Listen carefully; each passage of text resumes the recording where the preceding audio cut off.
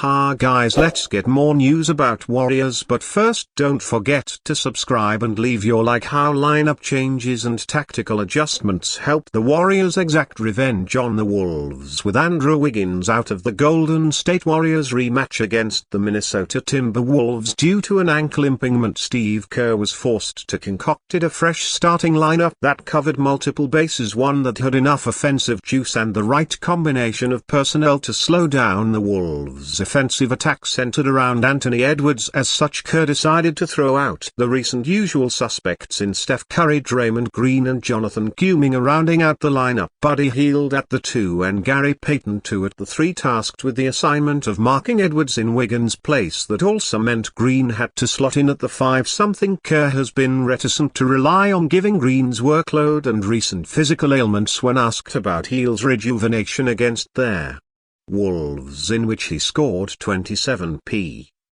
points on 18 shots, 7 of 13 on threes, 75% true shooting, and was a team best plus 17. Kerr added that his decision to include Hield and Payton with Curry was born out of consultation with the Warriors analytics department. Our analytics department really give it a good look, Kerr said. Pel Sadhu, Warriors vice president of basketball analytics and innovation, does a great job. I asked him yesterday, what do you think we should do? He said maybe try Buddy and Gary in the starting lineup. He gave me some numbers and we know that Gary and Steph are off the charts good together, but the 3-man combination, you get your 2 best shooters and best perimeter defender on the floor at the same time. I give Pale a lot of credit. It was a great suggestion. We started Draymond at the 5. I've said I don't really want to start him at the 5. We have a lot of interesting and difficult decisions, but we're learning a lot about our team for sure. Quinten Post makes emphatic return that should excite Warriors there.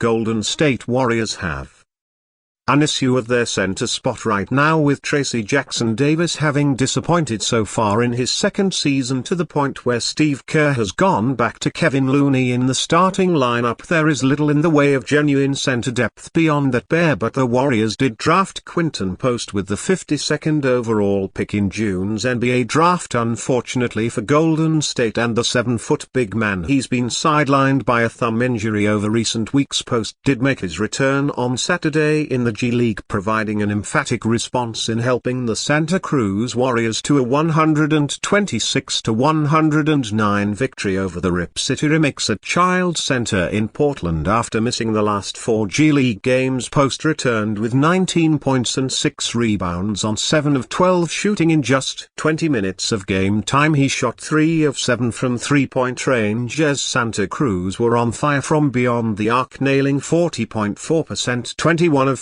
52 of their 3-pointers in the 17-point win. Post is now averaging 17.8 points and 9.2 rebounds in 6 GL games, but has yet to make his NBA debut after appearing in all 6 of Golden State's preseason games. While Post has been sitting on the sidelines, it's been Golden State's other rookie Rez Beekman who's been leaving quite a mark in the G League. The 23-year-old had a team-high 24 points against the Remix, shooting 9-15 from the floor and a perfect 3 of 3 from 3-point range. Beekman also added 7 rebounds, 2 steals and finished as a game-high plus 29 in 29 minutes. All 5 Santa Cruz starters were in double figures, including Golden State forward Gus Santos, who had 14 points, 5 rebounds and 8 assists in 29 minutes. Jackson Rowe had 21 points, 8 rebounds, 2 assists and 2 sweet steals, while former top 10 pick Kevin Knox 2 had 10 points, 8 rebounds and 3 assists. James Bouknight, taken between Jonathan Kuminga and Moses Moody at the 11th pick in the 2021 NBA draft, had a game-high 31 points for the Remix, but they were otherwise kept to just 42.7%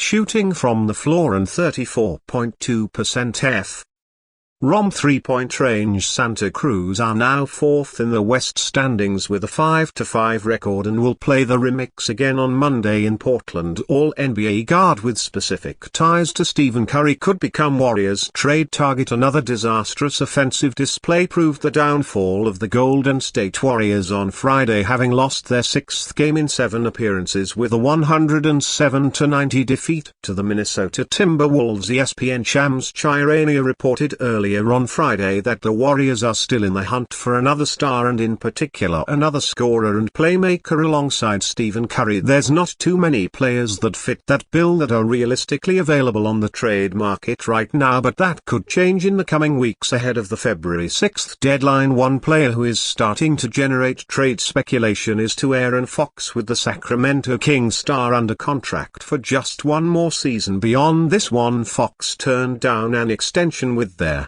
franchise during the off-season, allowing some executives to sit up and take notice. According to Matt Moore of Action Sports Network, the assumption was that Fox rejecting an extension was about next summer's financial opportunity for Fox and nothing to worry about. Moore wrote, "Other executives aren't so sure and they're ready to pounce if the Kings season goes sideways. Things are going to get hot." Fox is represented by Clutch Sports, which means there's always drama around the corner if Fox does become available. Golden State could certainly make a push to pair the 2023 All-NBA guard with Curry in the backcourt. The two already have ties off the court, with Fox becoming the first athlete to sign with Curry brand as he now prepares to launch his own signature shoe. Adding Fox alongside Curry would instantly make for one of the most dynamic backcourts in the league, albeit it would bring some defensive concerns. The 26-year-old has averaged at least 25 points in 3 of his past 4 years and is currently putting up 26.6